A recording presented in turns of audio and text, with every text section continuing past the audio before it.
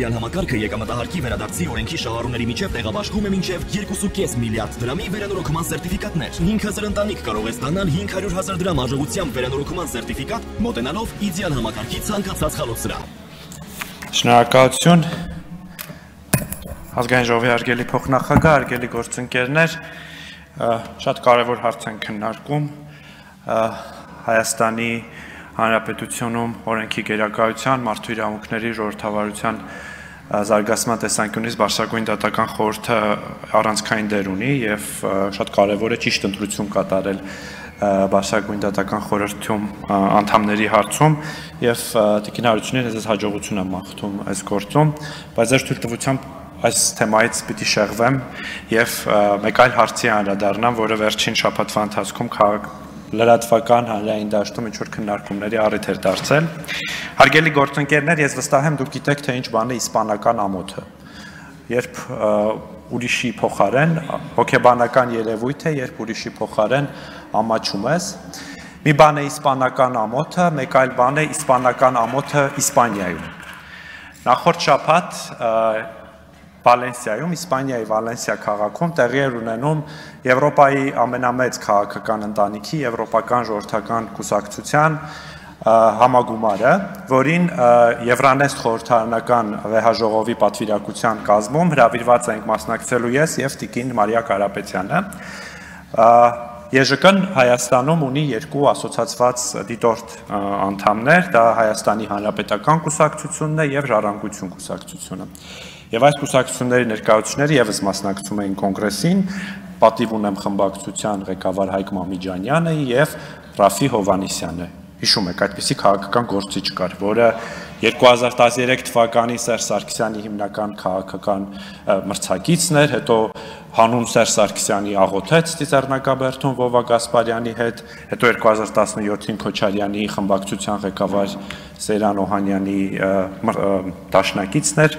այդ քաղաքական գործիչը կա եւ ներկայացնում էր իրենց կուսակցությունը այդ համագումարում։ Համագումարի մեկնելուց առաջ մենք իմացանք, որ մի քանի падգամավորներ Եվրոպական պարլամենտի անդամներ որոշել են Հայաստանի վերաբերյալ բանաձև ներկայացնեն համագումարի դատին, որի տեքստին մենք ծանոթացել ենք մեկնելուց առաջ եւ բավականին լավ բանաձև էր, իհարկե մենք չենք կարող որևէ կերպ դեմ լինել նման բանաձևի ընդունմանը, մասնավորապես բանաձևը խոսում էր Հայաստանում ժողովրդավարական առաջընթացի, մարդու իրավունքների, օրենքի գերակայության բնագավառում ռեֆորմների մասին, Եվրոպական միության հետ մերձեցման մասին, մեր ընդունված օրենքներ գովաբանվում վերջերս, ՍԵՊԱ-ի կիրարկման առաջընթացի մասին էր խոսում, աջակցում էր Հայաստանի Եվրամիության միջև տնտեսական հարաբերությունների հաստատմանը, վիզաների ազատականացման երկխոսության մեկնարկին, հարևանների հետ հարաբերությունների կարգավորմանը, կոչ էր անում ազատ արձակել գերիներին եւ նաեւ խոսում էր խաղաղության խաչմերուկ կառավարության նախագծի մասին, որը որպես խաղաղության համար լավ երաշխիք։ Ահա այսպիսի բանաձև, որը շատ դրական լույսի ներքո է ներկայացնում Հայաստանի Հանրապետությունը, բայց հասնելով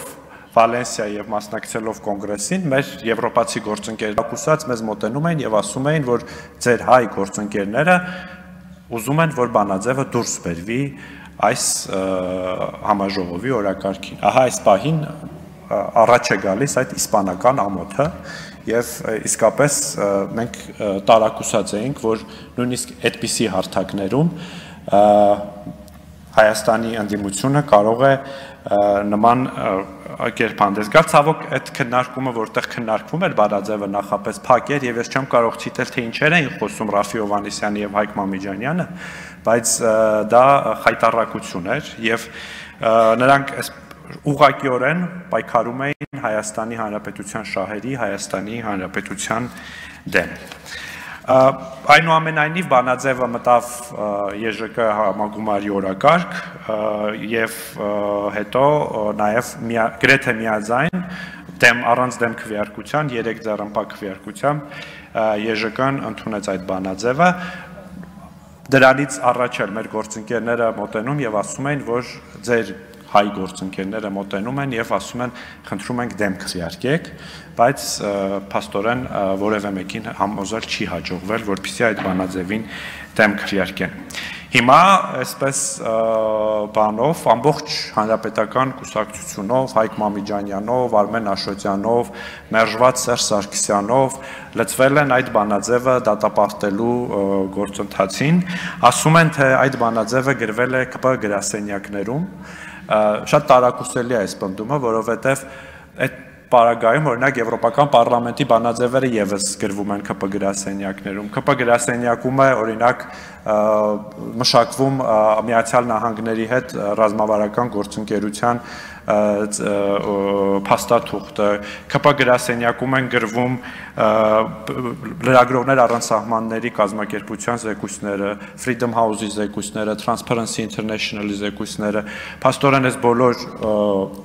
Հայաստանի ժողովրդավարության մարդու իրավունքների բնագավառում ձեռքբերումների վերաբերյալ զեկույցները մեր գրասենյակում են գնում, ինչը փաստորեն աշխարհի ամենաուժեղ կուսակցությունն ենք մենք եւ մեզանից իսկապես պետք է անհանգստանալ։ Նաև ասում են, որ իրենց հաջողվել է փոխել հայտարարության տեքստը։ Այո, իրենց հաջողվել է հայտարարության տեքստից դուրս բերել մեկ նախադասություն, որի մեջ ասվում էր, որ Եվրոպական ժողովրդական կուսակցությունը ողջունում է Հայաստանի վարչապետ Նիկոլ Փաշինյանի իրական Հայաստանի գաղափարախոսությունը, սա իսկապես նրանց հաջողվեց եւ իրենց հաջողվել է մի զեկույցի հղում բերել այդ բանաձևի տեքստ, որտեղ կար Արմեն Աշոտյան բառակապակցությունը։ Սա է իրենց հաջողվածը։ Ու ասում են, որ Եվրոպական միության հետ մենք ենք, որ հարաբերությունները զարգացրել ենք, մենք ենք, որ ստորագրել, բանակցել եւ ստորագրել ենք ՍԵՊԱ-ն։ Միշտ մոռանում են եւ այսպես ժողովրդի ողջախոհության բանն է, ողջախոհությունն են կասկածի տակ դնում, իսկ ինչի արդյունքում ՍԵՊԱ-ն բանակցվեց եւ ստորագրվեց։ Ասոցիացիան համաձայնագրի չստորագրման 2013 թվականի սեպտեմբերի 2-ը որևէ մեկը չի մոռացել։ Բայց ես կարծում եմ, որ հանրապետականներին այս բանաձևում հատկապես մեկ պարբերություն էր շատ անհանգստացրել։ Այդ պարբերությունն ասում էր, որ Հայաստանը հեռատես քայլեր է կատարում դառնալու ավելի սուվերեն եւ ժողովրդավար երկիր առանց անցյալի կախվածություններից, մասնավորապես Ռուսաստանի կախվածությունից։ Եվ վստահ եմ, որ սա էր հատկապես անհանգստացնում հանրապետականներին, որովհետև այդ նույն օրերին հանրապետական կուսակցության պատվիրակությունը մասնակցում էր Եդինայա Ռոսիայի կոնգրեսին եւ խրոխտ ելույթներ էր ունենում։ Ուրեմն մենք անընդհատ քաղաքական որպես հայտարարություններ ասում ենք, որ այս ուժերը պայքարում են Հայաստանի Հանրապետության ինքնիշխանության դեմ, Հայաստանի Հանրապետության շահերի դեմ։ Ես եւ Տիկին Կարապետյանը ականատես եղանք դա գործողության մեջ, in action, թե ինչպես է դա կատարվում նման հարթակներում, եւ դա աննկատ չմնաց եվրոպացի քաղաքական գործիչների ավելի քան 80 կուսակցության ունեցող Եվրոպական ժողովրդական